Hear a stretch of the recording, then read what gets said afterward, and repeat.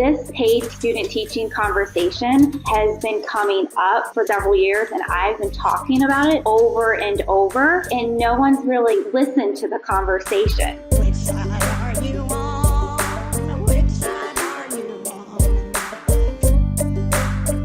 on? We're going to talk about some college students in Arizona organizing with the Arizona Education Association, and because they want some better stuff. So. I think it's a little cooler than that, actually. Oh, it's cooler than that. Yes. All right. Yes. I gotta say, as a former educator, I am really appreciative of these folks who are doing this organizing, because I remember what it was like to be a student teacher. And as a student teacher, you're doing an internship that is unpaid. And nobody takes care of those bills for you, right? While you're a student teacher. You still are responsible for all that. So your bank anyway, won't let you not pay the mortgage? Right, yeah. You can't just call up the bank and be like, hey, actually, I'm doing my internship right now. Like, I really gotta, plan these lessons and grade these tests. Like, sorry. It doesn't work that way. And so, I thought it was really cool to hear about this organizing happening in Arizona. So let's bring on Johnny, and I think Johnny actually has some other folks with him. So welcome to the Valley Labor Report, y'all. Thank y'all. Before we introduce ourselves specifically, Jess, did you want to kind of break down our overarching union, that what we represent and what is the Absolutely. Hello, I'm Jessica Bailey, and I am an aspiring educator from Virginia. We are part of the National Education Association, the NEA, which is the largest labor union in the country, which is 3,000 million members. And we are aspiring educators, college students, university students, preparing to enter the field of education. So we are a part of that NEA family, and we are getting ready to go into classrooms as educators someday, and just excited to be here and discuss with y'all about what we're planning and hoping to bring forth in the coming months and years. Absolutely. Yeah. So I'm curious if y'all will all just kind of introduce yourself and tell us what got you involved in activism. Yeah. So I think I can start off. My name is Johnny Otero. I'm from Arizona, use he, him pronouns, and really started getting into labor organizing when I started hearing from my ancestors about how they organized. My grandpa and, my family were very involved with the United Farm Workers movement. And so always hearing those stories, as a Chicano about, the labor movement has always been, in my upbringing. And so as an educator, joining my union was the first thing that I ever did as an aspiring educator. And so I saw the injustices happening around paid student teaching, at my university. I didn't see enough people that looked like me, that talked like me. And so I saw this issue as very much something to work around for working class, BIPOC specifically. That's awesome. Yeah. Thank you so much for sharing that, Johnny. Who else we got on the call this morning? Because I know we've got someone who just joined, Jalen. Would you mind introducing yourself? Yeah. Oh, sorry. Hi, my name is Jalen Bridgeforth. I am no longer an aspiring educator. I just graduated May 20th from Congratulations. Thank you. With a degree in elementary education and a minor in political science. I've always been very into activism and movements and cultural social awareness and civil disobedience. I'm from Atlanta, Georgia, which is the home of civil disobedience. So it's always been a part of my life, what I do. And, it's just the culture I grew up around. Is if you see an injustice, you stand up, you stop it, you do what you need to do. And so when I got to my senior year, to my internship, when they told us that we weren't going to be paid for the work we were doing, it just kind of brought me back to all those lessons I learned as a child of if you see something is wrong, you stop it. And it was wrong that we weren't being paid for our labor. So that's kind of what got me into this particular movement. Yeah, that's awesome, and glad to see a Southerner on the call as well. That's really cool. And Jessica, you introduced yourself a little bit, but I'm curious also what got you, involved in this organizing. I come from Virginia, and as an aspiring educator who's Asian American, there isn't much representation in my state, and I just saw a big hole in space for representation that needed to be brought up there. And bringing forth that activism spirit in my heart that I want to do more, I want to be there and have a seat at the table just brought me to be part of this team, and seeing the need for being paid. Paid student teaching is really, really a big deal. And needs to be paid attention to in Virginia. And I just saw that as something that I needed to step up and be part of this action and be part of this space, especially as an aspiring educator that is Asian, and there isn't many aspiring educators that come from my community, and just being part of the change. I think that is so cool. I just want to congratulate all three of you before we talk more about this campaign, because it can be tough to get involved. It can be tough to try to make a difference. But everyone who, feels it in their heart to become an educator does so because they want to make a difference in their community. They want to have a positive impact on young people, which really, when you positively impact young people, you're impacting an entire generation. You're really shaping the world in which we live in. And so I find that educators are uniquely positioned to get into the work of organizing and activism because of that drive that we all have to try to make that difference. But often folks don't take that plunge because it is scary, and I really, really applaud y'all, particularly as young people. And one of the things that we try to do on this show is make sure that we're having dialogue between different types of folks that are in the labor movement. And that's, in all of its categories, from race to age to gender, to industry and, geography, because the working class is so diverse. There's so many pieces of labor and the folks who do the labor in our world. So anyway, I wanted to just say all that before we get into the campaign. So talk to us about paid student teaching. Why is this an important issue? And what have y'all been doing to organize around this issue? I can talk a little bit about that. So paid student teaching is a huge issue nationwide. It's an egregious misservice to aspiring educators across the nation. So every state is a little bit different, but I'll tell you about Maryland, how we do it. So in the state of Maryland, to be certified as an educator, you have to spend 180 days inside of a classroom. So that's an entire school year, 180 days. We start doing that process pretty early on. So like our sophomore, junior year, we'll maybe spend like 5 days here, 5 days there, just, starting to whittle down that number. Then in your senior year, you should only have 120 days left. And you spend those 120 days in a classroom full time. You are a teacher. You have a co-teacher, someone that's been teaching in Maryland, the minimum is 5 years to become a co-teacher. And so you have someone there, but oftentimes your co-teacher isn't being paid for letting you be in their classroom. So they're not very interested in having you there. I've had some of my friends, like when their co-teacher found out they were getting an intern, they just were like, okay, I'm not going to do my job. You're the teacher. So 120 days you're in a classroom, 5 days a week.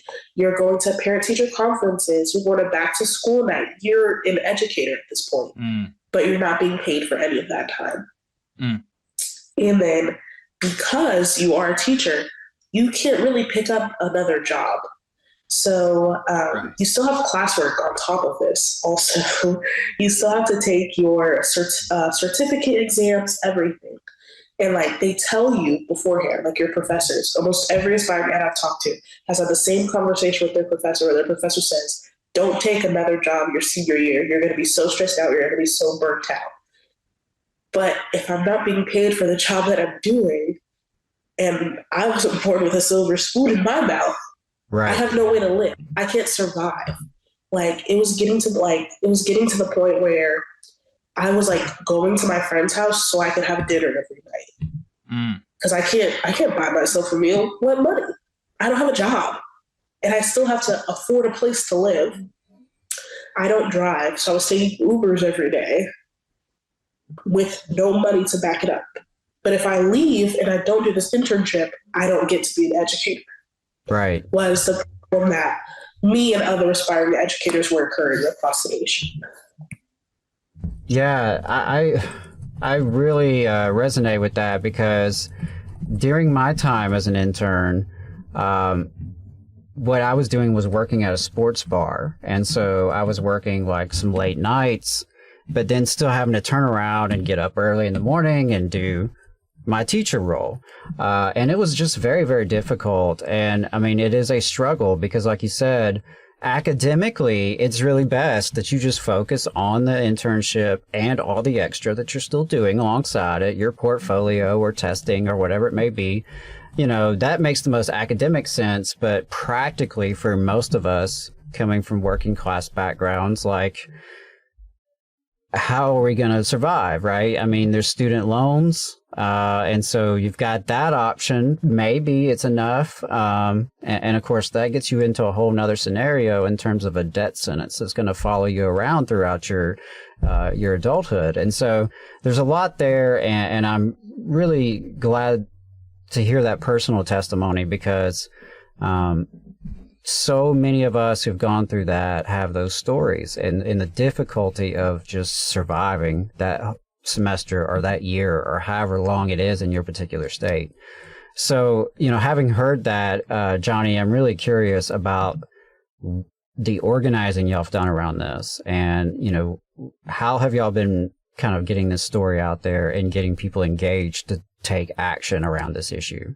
Right. And so just recently we started meeting nationally, where we have roughly around 20 plus our states or so, you know, meeting, trying to get organized, trying to start the conversation. But at the moment here in Arizona, we're talking to our legislators. One of the representatives, Senator Mendez, he agreed to sponsor a bill where, you know, called the Teacher Shortage Act, where we're going to stop this teacher shortage, right? We all know it's a retention issue, but we've seen great success in other states, like Michigan, Maryland from Jay Lynn. I don't know if Jay, if you wanted to hop back on this space and talk about your success in Maryland. I know their state is something that we all look at nationally to target and see, how do we organize this? Who do we talk to? And so Maryland was a great state in starting those conversations. Hey, 5 seconds. Just wanted to say that this is only possible because of our donors. If you want to see more of this, then consider donating yourself at tvlr.fm/donate. Yeah, I'd love to hear some more about what's been going on in Maryland, if that's possible. Always. So I really do not like not having my way. I want everything done my way. There is no highway option. So when I found out that I was not getting paid, I became the worst kind of person. I complained to everyone that would listen to me, even if you didn't want to listen to me. I was complaining. And then eventually I just complained to the right people. And one of my state organizers with the Maryland State Education Association, which is an affiliate of the National Education Association, she asked me, she was like, well, do you want to do something about it? I was like, yeah, I want to do something about it. I'm not getting paid. And so that kind of started a statewide campaign for what we called the Maryland Teacher Shortage Act, which was basically a plan put in place to remedy the teacher shortage that we're experiencing in Maryland. And part of that act is to encourage more people to go into education. So it was a really long, hard fight. But we talked to our legislators. We talked to anyone that would listen. We started petitions. We were going to the state capitol twice a week. We really were just talking to anyone that would have our ear about why this was a problem, why this was an issue. And we were eventually able to win. It just went into effect July 1st, paid student teaching in the state of Maryland. Wow, congratulations. Thank you. It's so great. It's so great to like have this and to just know like, I'm sorry, other aspiring educators in Maryland don't have to go through what I went through. Because my senior year was horrible. I'm sorry, I'm losing my voice a little bit. My senior year was horrible. Like I was struggling every day. I couldn't figure out like what I was going to do. And so I'm happy to know like other students in Maryland don't have to look at that. So with the Maryland Shortage Act provisions, if you go to a college with an accredited education program in Maryland that receives 40% Pell Grant in the student population, so 40% of the student population receives a Pell Grant, you as an aspiring educator will receive a $20,000 stipend to cover expenses your senior year. As well as that $20,000 stipend, we also expanded the Maryland Teaching Fellows Scholarship. So basically, the state manufactured this new scholarship that will cover room, board, all other expenses, housing, transportation, as well as tuition at every single college campus in the state of Maryland. If you if you are an aspiring educator and you pledge to work at a Title I school for however many years you win the scholarship. So if I applied for the scholarship for 3 years, I teach in a Title I school for 3 years. Right. So as well as the stipend and expanding that scholarship, we're working hard to get the aspiring educators in Maryland taken care of. Yeah, that is fantastic to hear. And, you know, I know the work continues and there's more to work on there, but the teacher recruitment and retention challenge can be solved, right? It's solvable problems. And this is one of those solvable problems because it is a barrier to success. It's a barrier for folks to complete the program, to enter the program. Right. And you know, something that Jessica mentioned earlier is about, you know, there were not a lot of educators that look like her. All right. And it is so important that we have educators who do reflect the student population.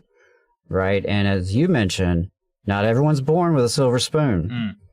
Right. And that shouldn't be a requirement to enter into, of all professions, the teaching profession. And so, but you know, one of my favorite things about what you just told me though, is you were asked the question, do you want to do something about it? Right. That classic organizer question of like, okay, so, you know, I've heard your complaints. I've heard these issues. All right. Are you ready? Do you want to do something about it? And it's so cool to me, that the three of you young people have all said, yes, I do. And so, I wanted to give Jessica and Johnny a chance to jump back in the conversation and just kind of share any final words that y'all have about this campaign or about your experience organizing around this campaign. I was going to talk about, like, in Virginia, I come from a state that it's been all about collective bargaining. Our state just won back the rights to collective bargain.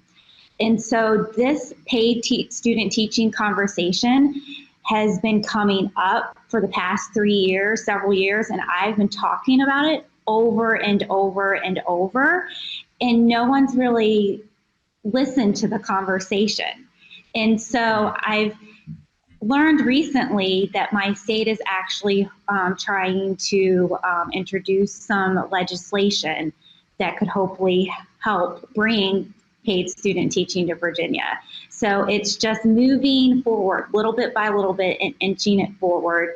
to have those conversations with people and just bring up this issue, because it is a barrier to this profession. It's a barrier to education and to us. I know some schools, not necessarily specifically in Virginia, but their colleges or universities require them, the aspiring educators or student teachers, to sign a contract or sign a waiver that says that they will not work during their student teaching placement. And that is a major barrier as well. How are you supposed to live if you can't work and have money to provide for your expenses during the time that you're student teaching? And that's a big, big piece that has been a barrier, at least for some aspiring educators that I've seen in Virginia as well. And I've just been very active in making my voice heard to spread the news, and being part of this campaign is helping to move those conversations forward in my state and get people to listen, get people to hear that this is an issue that needs to be paid attention to. So I'm very excited to be part of this team and be part of this organizing to start this campaign across the country, especially in Virginia. That's awesome. Awesome. Johnny? And also, if y'all could let us know before we wrap here, how folks can get involved, how folks can get plugged in. Particularly I'm thinking about educators, but for anyone who wants to offer their solidarity. And yeah, so I just wanted to bring up in this space about some current bandages that we have seen in student teaching. We have seen other states, other districts put a sort of like infected Band-Aid on this issue, right? Where we see shortcuts becoming teachers. We see student teachers now becoming teacher of record, meaning that they don't have mentoring. These shortcuts effectively, becoming the teacher of record. It hurts students, it hurts schools, and it hurts the educators that work there. We're less prepared when we're then all of a sudden put into, the classroom as teacher of record. So ensuring that, we do have different modes of student teaching. So like Jay said, in Maryland, we have, I believe it's a stipend. It's not quite a residency, but I know the NEA has lobbied for residency programs. Statistically, they've shown that if you are in a residency program, you are 95% more likely to be an educator in the next 5 years. And it's like talking about like that teacher shortage, right? Like that is one way. If we invest in teaching and teachers early on, it'll pay out in the long run. So I simply like to call it, investing and solving the exploitation at the pre-exploitation, right? Because student teaching is pre-exploitation. But other than that, for folks, joining online that are wanting to, maybe you're an aspiring educator, a future teacher, you're in college, I would say any advice is to join your union, start the conversation around all work, no pay, and let's get paid student teaching solved. What else do y'all have to share, Jess and Jay? Is there social media set up yet, or is there any particular way to kind of connect with y'all? Because obviously y'all have an organizing team going on right now. So for anyone who is an aspiring educator, how could they get plugged in with y'all? We have a group in our aspiring ed program. We have a group me formed, but my first advice would be to get connected with your local chapters at your university. So you could go to nea.org and search to find information there where your local chapter might be. But we also do have a group me going, and a Google form that we have been sharing with our aspiring educators to get involved. We don't have any social media up and running yet, but our plan for our group and team is to come up with a packet so that we could help push those materials and flyers and information out about paid student teaching, and a guide for us as aspiring educators to start advocating at our state level for this. I could put information, I guess, for our group me in the. Yeah, no, I think that's perfect. Folks should get linked up with their chapter at the local level, but y'all are working on getting this campaign really on the ground, off the ground, and get some more momentum going here. And I got to say, I think that's a great idea. Put together a grassroots toolkit kind of thing, and I have no doubt there are some good NSO brothers and sisters, working for your NEA affiliates who will be happy to help y'all with that. So, as a former NSO member for over 5 years, shout out to all of my former brothers and sisters who are working for NEA and the NEA affiliates. I have no doubt they'll help you with that. And so really excited to hear this from y'all. I love to see folks getting involved early on, because this is a real issue that's affecting real people. For all the reasons y'all explained. So thank you so much for joining us, and thank you for fighting the good fight. Thank y'all so much for having us. Y'all have a good day. Appreciate it. Yep. Y'all too. Yes, thank you so much for this opportunity. This is my first time doing a podcast, so hopefully I did a good job. Thank you. Thank you for joining us. Seriously, we appreciate it. Yeah. Y'all take care. All right, folks. Really appreciate that. And that's really, really great news. And looking for more wins on that front. Because, it's a great campaign. I think it's going to be something that resonates with folks, whatever state you're in. So that's cool to hear what's been going on in Maryland, and, hope to see some more momentum. And I'd love to see folks in Alabama working on it, because like I said, it's something I experienced. It's something that every educator goes through, and most of us are, it's a struggle. So yeah, it's a great campaign, great idea. Love to see young people getting involved. You just saw a clip from the Valley Labor Report. We are live every Saturday morning from 9:30 a.m. till 12:30 p.m. And we pride ourselves on keeping all of our content free to everybody so that we can talk to as many working folks as possible. If you support the work that we're doing, you think that it's important, you think that it's good, then consider making a monthly contribution to the project, and you can do that on our website, tvlr.fm.